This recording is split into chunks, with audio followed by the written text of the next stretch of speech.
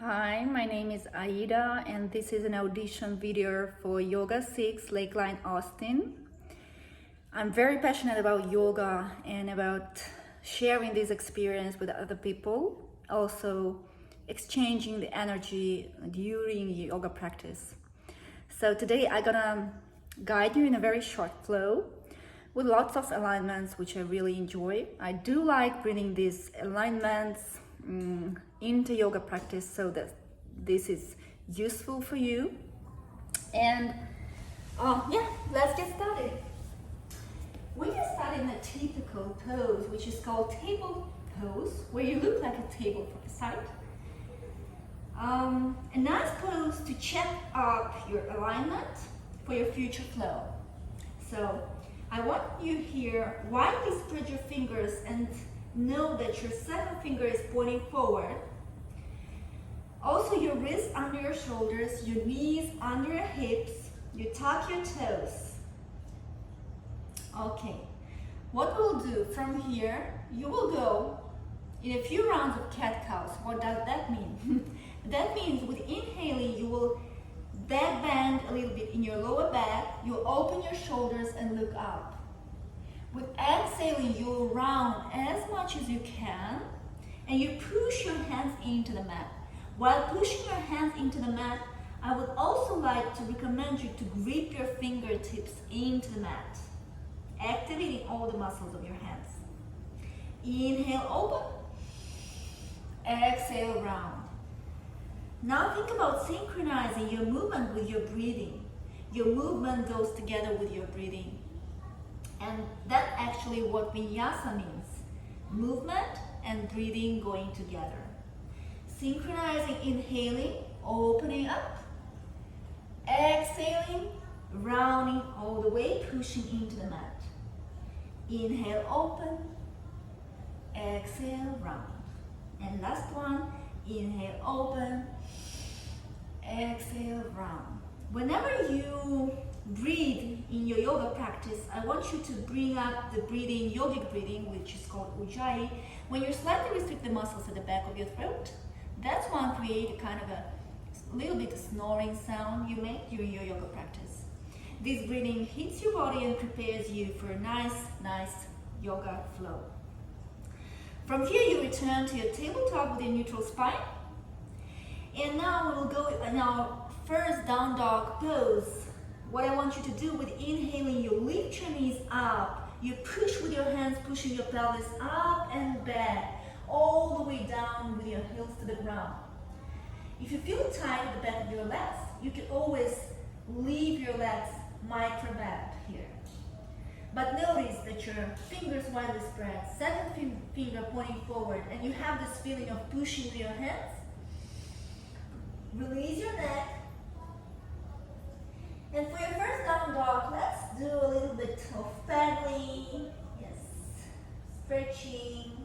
You can also make the movement of swinging from side to side with your hips. I like this one. Or keep paddling. Now I want you to walk all the way forward to your hands. Find yourself in a flat back. Inhale, exhale, fold. And with inhaling, rising all the way up. From here, let's prepare to our flow. Before going to the flow, whenever you are in here, in a mountain pose, I want you to check your feet. Your big toes touching, little space between your heels. And I want you to spread your weight all the way on all sides of your feet. Okay. About your pelvis, I want your pelvis being in neutral position. When you bring your pelvis in neutral position, you activate your glutes. Now you're all straight and prepared for a flow. Okay. With inhaling, you open your palms and rising up, palms come to touch. With exhale, you're folding all the way down, straight legs. Inhale, flat back. Exhale, you're bending your legs, you're going to your plank pose. In your plank pose, I want you to shift forward, inhale, and from here you can put your knees on the ground. Bend your elbows, go all the way down with exhaling. Or if we return to plank, you can go a little bit more challenging. Shift forward with inhaling, bend your elbows, go down. For next one, you untuck your toes, you point your toes.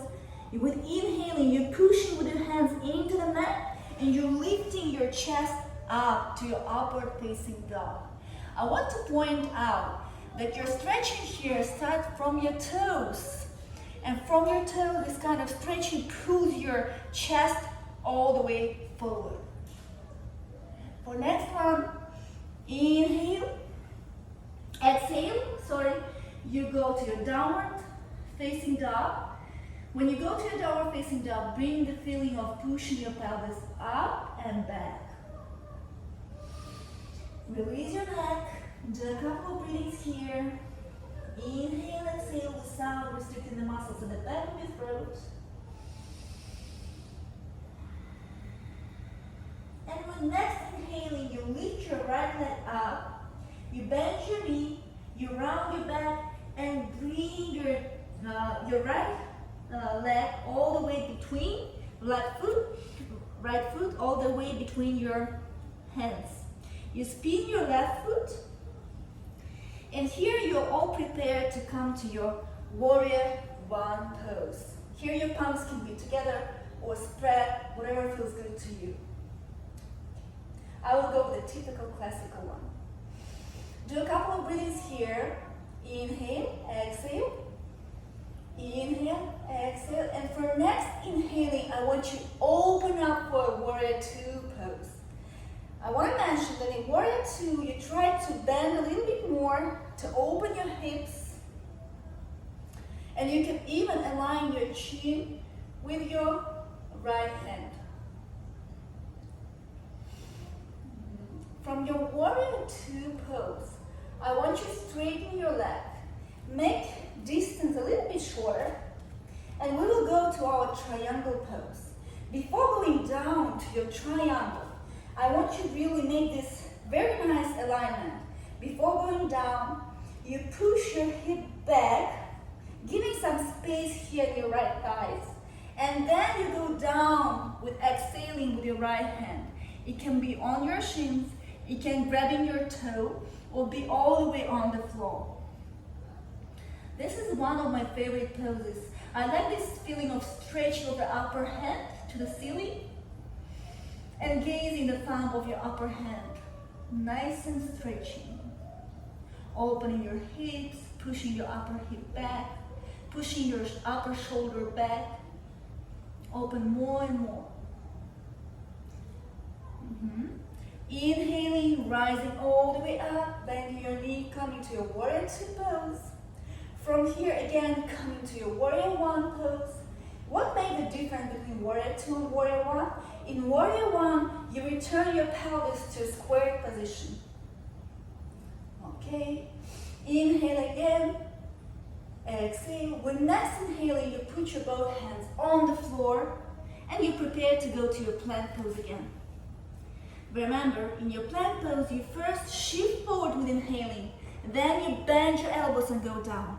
When you go down to your chaturanga, I want your elbows be nice and try to touch with your elbows. You try to touch your ribs so they don't go straight to the sides. And also remember that here you can always put your knees on the floor and then go to your chaturanga. Still a chaturanga.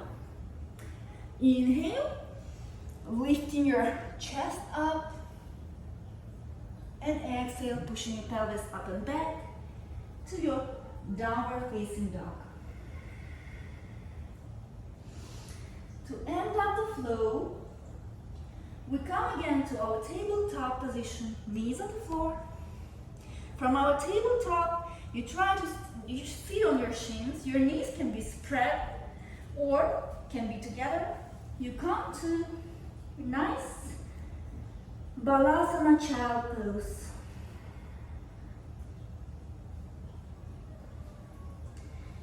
Make a couple of deep inhaling and exhaling to calm down your breath.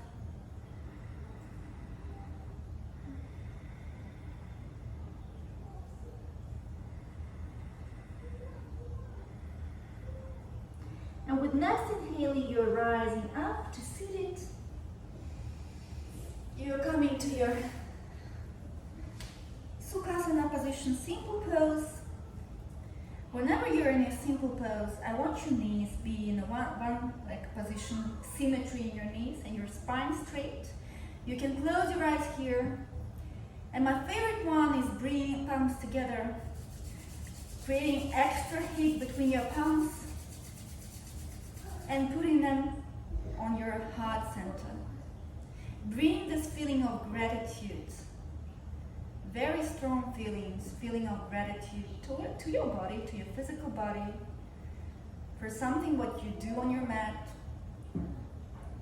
or any feeling of gratitude for whatever you have in your life. Remembering that the more you feel grateful for, the more you get. The universe gives you more and more. With this, we can finish bringing our hands together.